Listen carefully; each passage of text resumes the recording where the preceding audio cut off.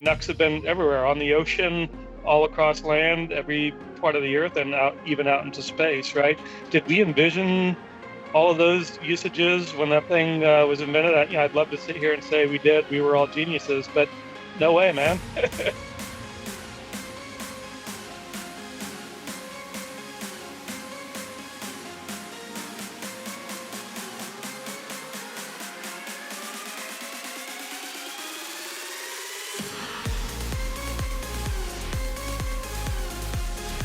The last 8 years of my career at Intel, I was director of marketing for the Systems Product Group, which is the group responsible for the Intel NUC. We tried a few other fun things like the Intel Compute Stick and the Intel Compute Card. Intel Compute Elements are now coming out into the market as well. But most of our fame and fortune in that group came from the Intel NUC. As far as the idea behind the Intel NUC, it's rarely one person who, gets all the credit for the idea. Our group was doing desktop motherboards, and as you may know, Intel got out of the desktop motherboard business many years ago. And what we decided to do is kind of put forth the notion of what is the smallest possible motherboard you can come up with that is fully featured and scalable from Atom clear up to Core i7. We challenged our engineers. I will, drop one name of a person that I think was largely responsible for the idea, Joel Christensen. He was my boss. He's still the general manager of that group today. And so Intel basically came up with the idea of putting out this really tiny, roughly 4-inch by 4-inch or a little bit larger motherboard and creating a case around it and taking laptop class parts and putting them into a desktop computer. And we decided to call it the Next Unit of Computing, or NUC for short. And the idea was always bring innovation into small form factor. One of the advantages was that it was like a startup, but that also brought with it the fact that there wasn't a lot of money. They had to really shave things down to the bare minimum just to get things made and get them out the door. And what a lot of people don't realize is a very small team, maybe a dozen people doing all that. And so maybe that was one of the things that contributed to it. There weren't a lot of people to answer to. It was, you had the core team, and then you had John, so he was kind of the gatekeeper, and whatever the ideas were, he was the guy who would know if it was even possible. At Intel, we have a group of customers we call our Board of Advisors. In 2011, at the Board of Advisors meeting, I think it was in Santa Clara, we had them all in a room, and we basically had a mock-up of what a NUC would be. It wasn't functioning or anything. It was just basically mechanical mock-ups, a fast prototype, if you will. And just looking at the excitement and enthusiasm around it, you can just kind of tell when there's a buzz on something. Can you make this a real computer? I could do this with it. I could do that with it. I mean, just the wheels were turning in the room, and that excitement brought some motivation back to me, to where I put up my hand to my boss and said, I know I'm director of marketing, but I'd also like to be program manager for the first of these to go out the door. And I basically told him, I will help make this thing successful. We share a lot of ideas at Intel with customers. Not all of them meet with enthusiasm, but this one felt like it was going to be a big success. John was a really cool guy. It's funny because he has kind of a dry, I don't want to say a dry personality, but he's very kind of stoic. And so sometimes you're not really sure if he's kidding with you or not. But he always amazed me that he knew how Intel operated. He knew how to get things done inside Intel. He knew how to grease the wheels and get things that we otherwise couldn't get. If we needed extra processors, he knew the people to talk to get that done. And he was always really, really open to crazy ideas. So Intel, for a number of years, when they release processors that are really designed for a certain type of device, they tend to sort of create reference designs. So you might see laptop reference designs, or tablet, or desktop, or whatever the reference design. And at first I thought that's kind of what was happening with the NUC. I didn't really expect it to be a computer that Intel sold on its own, but it was. That was one of John's key phrases. We're a processor company. We make computer processors. That's what we do at the end of the day. And I would be excited about the NUC, and he would remind me, the NUC is really just a way to sell processors. we're building something around one of our processors to get people to buy it. Intel wasn't the first company to sort of shrink the desktop into a form factor that was like the size of a stack of CD jewel cases on top of one another. We'd seen Gigabyte, we'd seen Zotac and some other companies do it. So it wasn't a brand new idea. But when Intel did it, it really sort of formalized the process.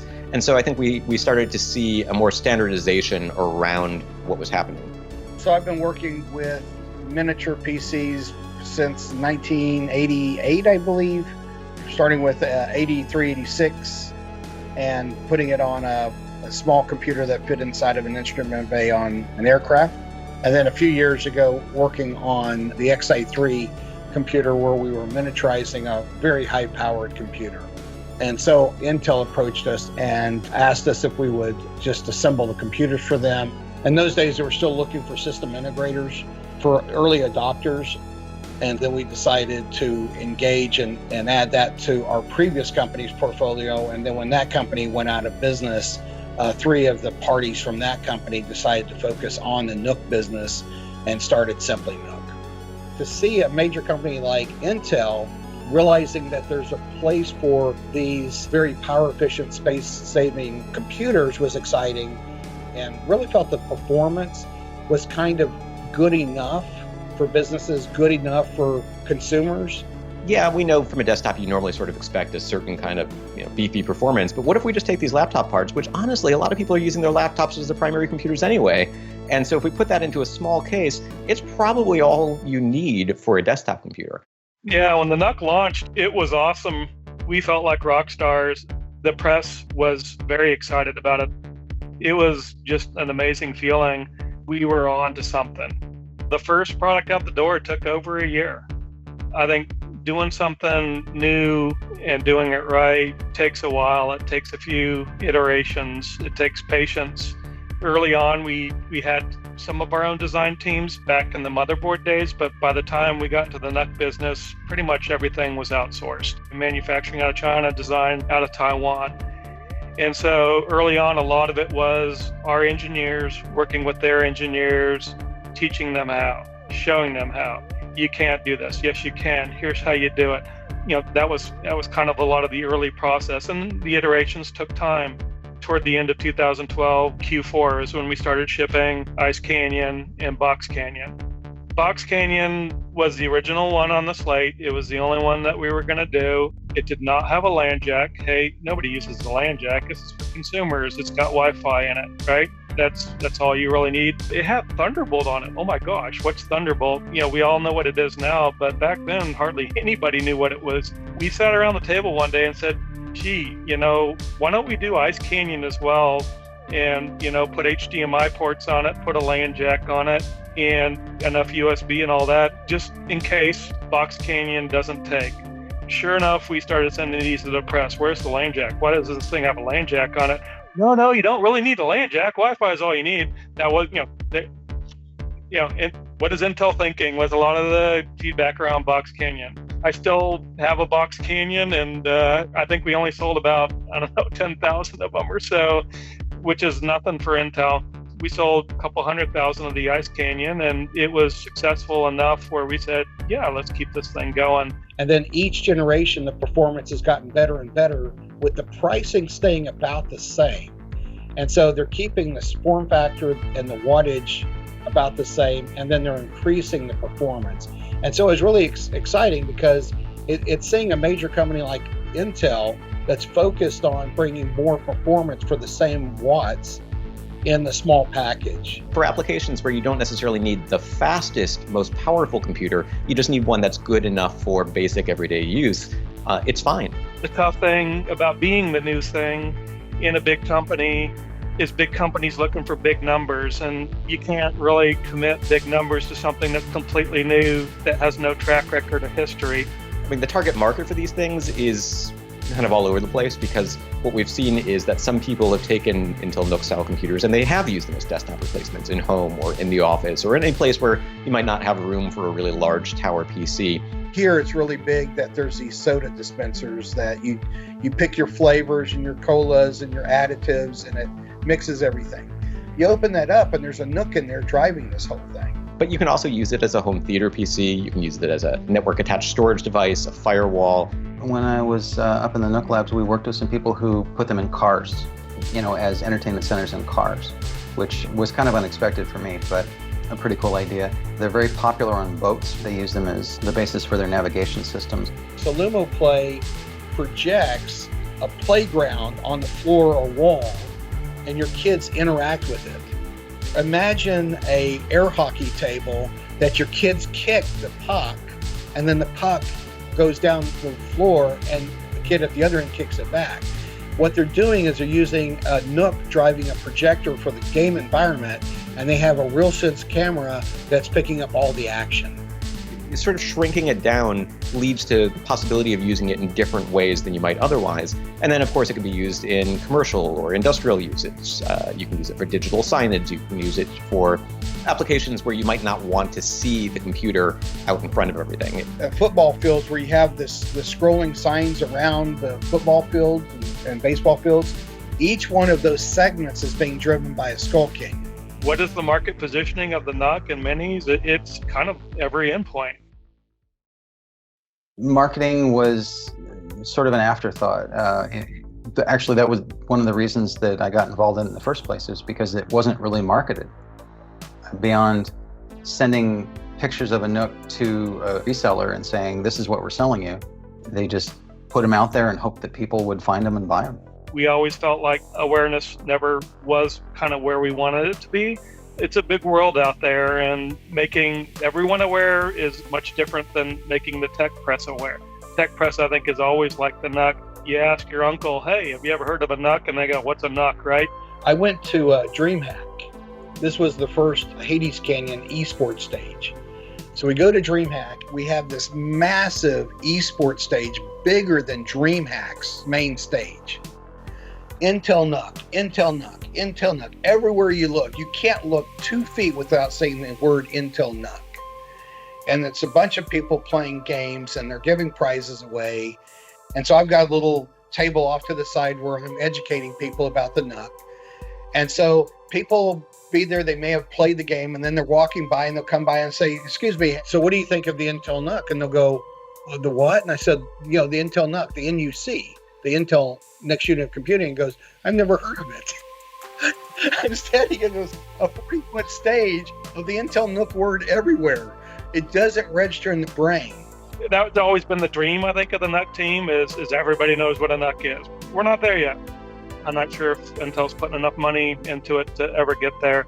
I give my dad a NUC t-shirt, and he wears it because his son, works on it, but he barely knows what it is. Part of my job as a director of marketing at Intel wasn't just to market outward on what the Intel NUC was all about, but also internal marketing. We would do clever things like take the latest NUC, especially if it was pretty cool, and we'd ship one to our CEO and every member of his staff. We probably know that most of them didn't open the box, but at least they had that box on their desk. They liked it enough that they didn't kill us as an organization, so I am happy about that, because Intel does, like a lot of big companies, stir the pot quite a bit and restructure and change things. The NUC team was very nimble about surviving all the reorgs of Intel for 8+ years now. Early on, it was a little harder because it's easy to kill the thing off that's only making a couple $1 million when you're a $50 billion company. But we had enough of management that really liked what we were doing. They got what we were doing. Part of our internal marketing, I think, paid off to where they value what we were doing.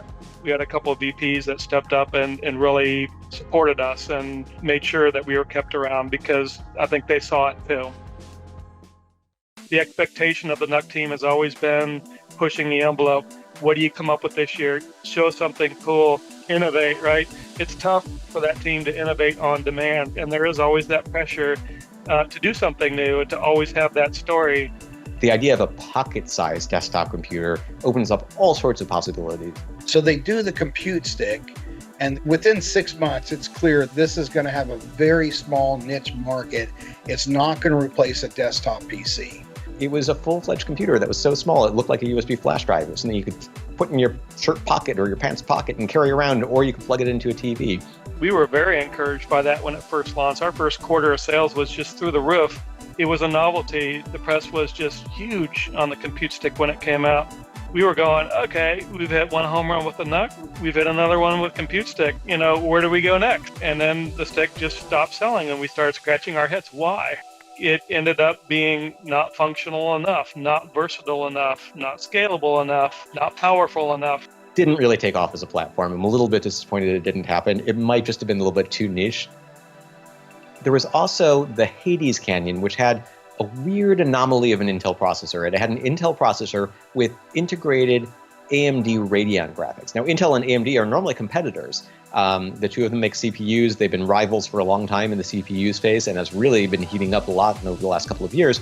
And so it was really pretty unexpected, I think, when Intel said, we want to have a processor with better integrated graphics. So in order to do that, we're going to license technology from AMD. Intel and AMD finally did something together on the Kaby Lake processor. It was called Kaby Lake G. That's an example where the processor team came to the NUC team and said, we'd like you to consider using this Kaby Lake G and putting it into a NUC and taking it to market. And that's really where Hades Canyon came from. There's nothing like a Hades on the market today. And I'm going to say that the reason is the amount of performance and power in that form factor. And the other thing is the Hades can drive 6 screens and a video wall. Hades Canyon is just a whole nother level. The only caveat I have about Hades Canyon is I don't really consider it a NUC. I didn't consider Skull Canyon a NUC either. To me, a NUC is that little 4x4 box. That is a NUC. In the digital signage market, there's nothing that touches the Hades, even today. And I'm going to tell you, for a few more years. And Hades Canyon has been a very big success for Intel. It's been a very big success for Simply NUC. While Intel claims that AMD is a competitor, there's a closer relationship behind the scenes than people really understand. There's people who leave the Intel chip division to go to AMD for a few years and do designs there, and then people who leave there to go back to Intel. On the NUC team, we were a bit disappointed to not see the next generation after Kaby Lake G. There was a lot of talk internal, and Intel, for one reason or another, decided, we're just going to do it once. That made Intel's job getting the successor to Hades Canyon a lot more difficult. I think if that had continued, it would have really been fascinating to see how it would have expanded, to see how these two companies could have worked together. But instead, Intel decided that they were going to sort of forge their own path and create their own graphics cards. It showed a lot of promise. That promise, it's hard to say that it was delivered upon. The last few generations of the sort of standard 4x4 size have been really kind of fun to play with too, because in addition to having decent processors for general purpose computing, they've had a little bit more graphics horsepower. So the Bean Canyon and the Frost Canyon.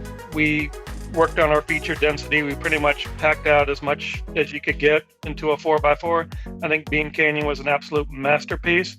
Bean Canyon, they just hit every note perfectly with that one. I think they had the right combination of features, the right power, the right performance, everything was just perfect. I think the idea that Intel has sort of continued keeping small computers going is still exciting. And so it's nice to see that we're all the way up to a 10th generation of Intel NUC these days, that there are multiple iterations of what a NUC can look like, whether that be small, low power and fanless, or small, slightly higher power and general purpose, or even larger, monster specs, upgradable graphics like the Ghost Canyon. So it's nice to see those sorts of things happening. I think the unique thing about this experiment at Intel is it had a group that knew how to get a system to market working on it. And we were able to pull a resource or two from each area in order to make that happen. That type of experiment at Intel is rare, if ever. You could view the NUC as a failure. You could say that the NUC failed to synergize the tier ones into this market segment, that the Intel NUC was going it alone. We're a processor company. We're not a computer company, and we sell processors to computer companies. So if selling a complete system, then you might have, Dell or whoever saying, hey, why are you selling computer systems and we're buying chips from you to make our own computers? That doesn't make sense. So had somebody come along and adopted the Nook form factor, Dell, Lenovo, any of the tier ones, had just literally adopted it and were using it, Intel would have been successful creating a new market segment and more processor cells, not diluting other market segments as much as creating more market segment in areas that no PC was filling before. They were willing to try any new idea. Nothing was too crazy for them to put aboard. And basically, it was just a bunch of people sitting around saying, hey, what if we tried this? What if we did this? What if we added this? The amazing thing about it was that I'd worked for Intel for a long time, and I was used to that slow, bureaucratic environment where they come up with an idea and it takes a year to get it out. But with the Nook team, you could have something added to a product, within a matter of weeks. We accidentally did it right at Intel on this because it wasn't really by design. But I think where Intel is with the Nook business today is a good place. And it would never have gotten there, I don't think, if someone had killed it early on, because it wasn't a billion-dollar business. I applaud large companies that can isolate a complete set of resources somewhere to kind of incubate new ideas, knowing that a lot of those new ideas won't be successful, but realizing that if it's a good group of people, some of them will be home runs. You don't hit a home run every time you step to the plate, but when you do, it feels good, and the company should allow for that. The Ice Canyon was a huge success. Unfortunately, the Box Canyon was not. I'm just glad we chose to go with 2, and that was a decision we made on my team early on, because if we'd only gone with Box Canyon, you and I probably wouldn't be talking right now, and we wouldn't have this great history of Nook that we can talk about.